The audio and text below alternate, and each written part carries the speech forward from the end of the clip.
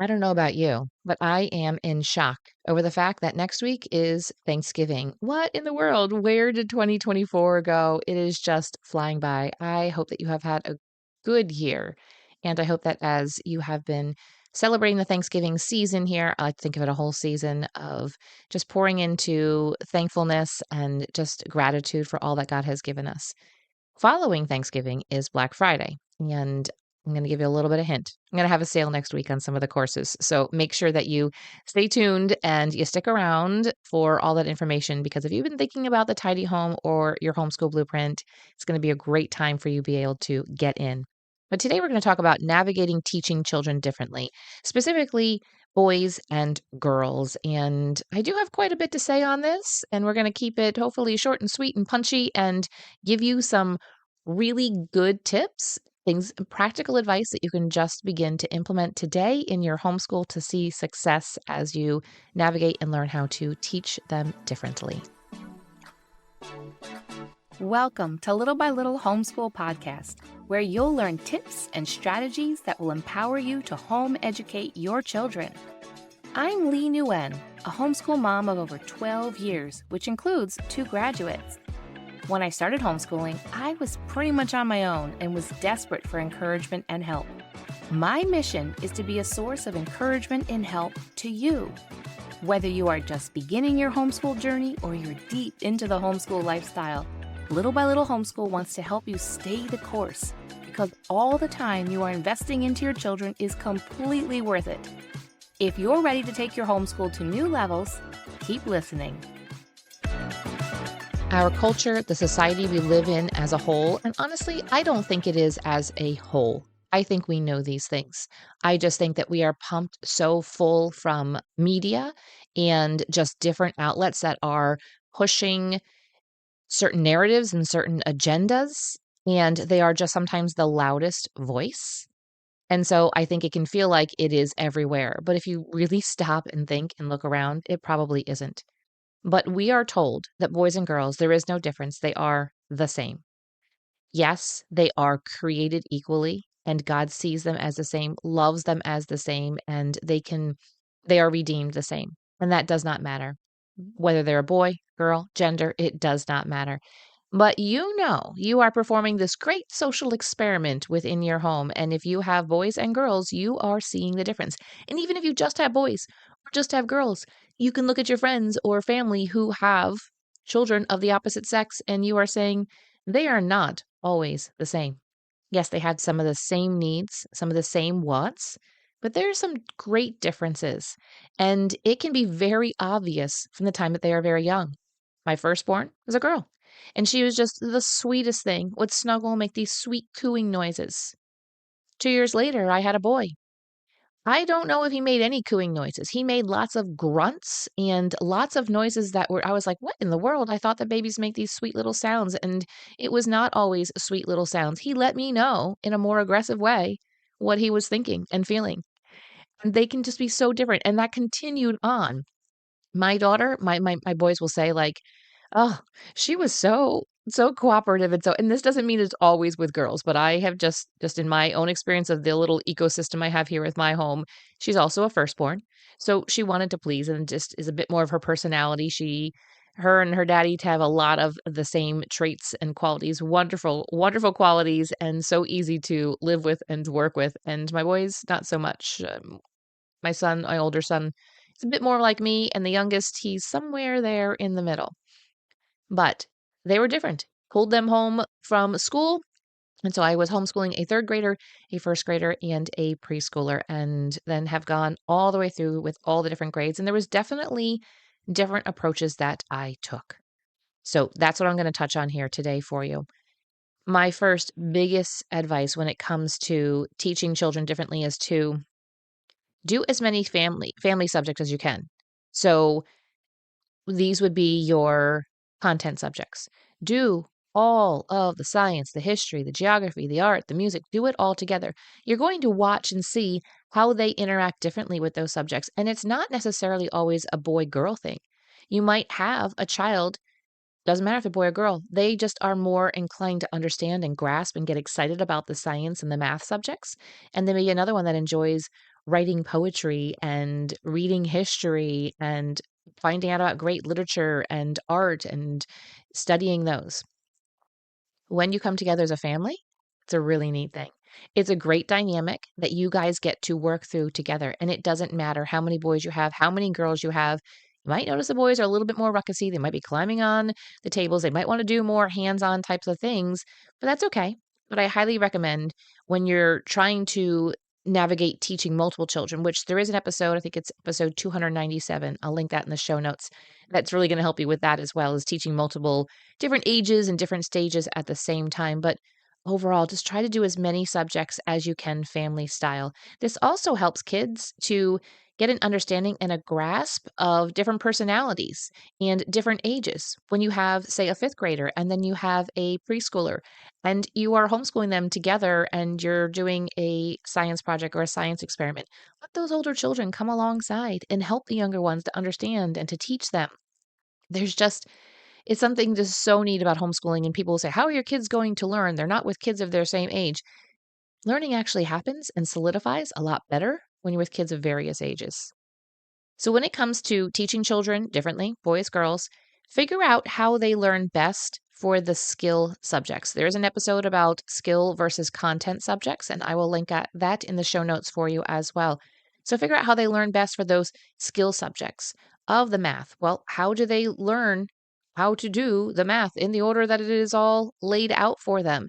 You're not going to jump into complex algebraic formulas if you don't know your math facts well, if you haven't learned how to add numbers together, if you don't even know the concept of what does it mean to add numbers together and subtract numbers. So you're going to figure out how do they learn best for those skill subjects and choose the resources appropriately. It doesn't matter if boys or girls. Some are going to enjoy maybe doing math lessons on a computer. Some are going to want it just on a paper, just a plain piece of paper. They don't even want to see the entire book because that's too overwhelming for them. They don't want the notebook or the workbook. And you tear out each page and say, this is all you have to do. Don't worry about tomorrow's lessons and all of the tomorrow's lessons that come after that, because that can be overwhelming. Do you have any of those kids that it's just like, it just really beats them down? If you feel like that's going on, tear out the page, give them just that page to do, just those problems. That's all they have to worry about. The Bible says not to worry about tomorrow because guess what? Tomorrow has enough trouble of its own. Let's just focus right now on today, especially for our children when they're young. Let's just focus on now. Does not mean we don't think about the future, but the trouble of today right now is getting those couple of math problems done. Let's not worry about the math problems you have to do tomorrow. Let's just do today. So choose the different resources that you're going to use appropriately. This also goes for the content subjects that you're going to be doing together. If movement helps a child to learn, let them move around and wiggle. Maybe this is during that family style learning. When we did, I just call it morning time. I still call it morning time. It's me and my 16-year-old, and I still call it morning time. And when we do our subjects together, when we do a lot of reading, I don't mind if he's sitting there doing things. Oftentimes, he will have his camera. I feel like there's probably 5 million photos of me looking like a ragamuffin because maybe I just got done working out, or I might still wanna be in my pajamas, or I'm not usually looking like top notch when it comes to morning time. And he'll have his camera, he'll be taking pictures and trying things, and I know that he's listening as well. He's using his hands in some type of way. My rule when it came to that, with the moving around or to doing things, is that the only thing they couldn't be doing was writing something. Like I didn't want them to be writing a story or writing business plans. That was one specific child. I didn't want them to be writing anything because then I was like, you're using that same part of your brain that you're needing to listen. But you can be building Legos. There would be toys. Sometimes they would play with the dog as long as it was quiet and everybody else and it wasn't a big distraction for everybody else. There were times where all of them were doing things. Something very simple you can start off with is just coloring. Getting maybe coloring books and getting out some crayons, especially for younger children, and they could just be sitting there doing that. They are listening. So if movement helps them to learn, let them do that. Maybe those little widgets, those little things that they can, move in their hands while they're doing it. Maybe they're jumping on a trampoline while you are reading to them and they're still listening and absorbing everything. That is okay. Let them get the wiggles out. If you have a child that is more academically focused, Challenge them accordingly. Don't be afraid to, quote unquote, challenge your child. Don't be afraid to give them something a little bit harder. Some kids are just going to be very academically focused, and it's going to become very natural to them. That doesn't mean that they are going to be better off in life. It doesn't mean that they are smarter. It doesn't mean that they are better in any way. We are not in the school here right now. Maybe that student that you have, that child that you have is a bit more academically focused. They would be on the honor roll. They would have all straight A's. And then your other child is maybe a little bit of a mad scientist, can kind of build things and concoct things and do all kinds of things. And they would probably not be on the honor roll list because they might not be super cooperative and they aren't following a line. They're not doing what the school says is education. Neither one is better or worse. You get the opportunity to meet them where they are. And then as they get older, you get to teach them how to lean into how do they learn. And there are times where maybe we need to sit and not be wiggling around. But when they're 4, that's not the time. That's when they're older and you start teaching them what is appropriate in different situations. And yes, it's hard to sit here for this little bit, but then when we're done, we can go outside. I know for myself, I had a job indoors working in an office, and I had a great big window, a huge office all to myself, and I lasted 9 months. And I was like, "I can't do this anymore." I said to my husband, "I feel like my soul is dying." Yes, I was a little dramatic. I was 25. And he just was like, "Okay." I was like, "I can't do this. I can't sit. I'm missing being outdoors. I'm missing being moving." And the people worked with, I loved working with them. It was a great environment. Everything was great about it. I just discovered that that's not what I was wired to do. I needed something where I could be out and about. And so teaching our kids that so that they don't have to wait until they're married to find that out. They already know that. It doesn't mean sometimes we don't have to hunker down and take jobs and to do things that we don't want to do. But if there's a different way of doing it, let them do that. So if you have a child that is more academically focused, challenge them accordingly. Get them the harder math. Get them maybe enrolled in a class. Get them maybe a tutor. Get them something that is going to push them. Because oftentimes kids, if they start to get a little bored and they kind of find them maybe getting into a little bit more trouble, right? Become a studier of your children. Study them. They're going to grow. And sometimes you say to yourself, you see this little child, this, chubby cheeks and everything, and they're 5, 6 years old, and you say, I wonder what they're going to be like when they're a teenager. You find yourself 10 years later, if they're 15, 16 years old, and you're like, that's how they're like. And we just think they're gonna be so differently, but they're going to be them. They're just going to grow, and they're gonna change and mature, and hopefully those things that they are inclined to that are not gonna help them out, hopefully those things have been refined and they've matured, but you just study your kids. And it's so fun when you look back, when you have teens and young adults, and you say, I was wondering what they were going to do with blank. I was wondering what they were going to do with that certain part of the personality, or that ability, or that natural knack that they had. And then they get older and you say, oh, this is what they're doing with it. It's so cool. So study your kids and supply them with what they need, whether they're boys, girls. This time of homeschooling is going to refine you and your brain. You are going to become very sharp.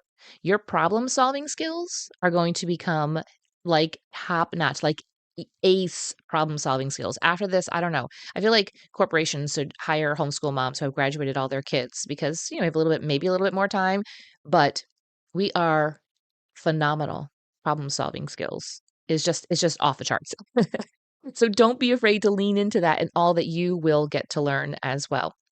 So there are going to be a couple of episodes in the show notes I want to encourage you to listen to as you are trying to navigate, teaching kids differently. But overall, it doesn't always necessarily matter, boy or girl. It's just that they are different. They are wired differently. And so definitely listen to episode 297 too. Friend, this has been good to chat with you today. Remember, next week is a Black Friday sale. And so I will let you know about that. Actually, the first people to know about it will be those that are on my newsletter. If you do not receive my weekly newsletter, I want to encourage you to do so. You can sign up for that. The link is in the show notes just once a week. I pop into your inbox, and it's not even just letting you know about things like that. It's letting you know, like, kind of what we're doing with homeschool. I give suggestions of different homeschool books and curriculum and sometimes some recipes in there. I've got a Crunchy Mom Corner I drop in there once in a while. And then I will let you know about special sales and all that kind of stuff as well. So I would love to be able to pop into your inbox and connect with you in that way. So check out that link in the show notes. Have a beautiful day. Thank you for listening, friend. I'd love to connect with you more. You can find social media links in the show notes and share this episode with a friend who could use a boost to her homeschool. See you back here real soon.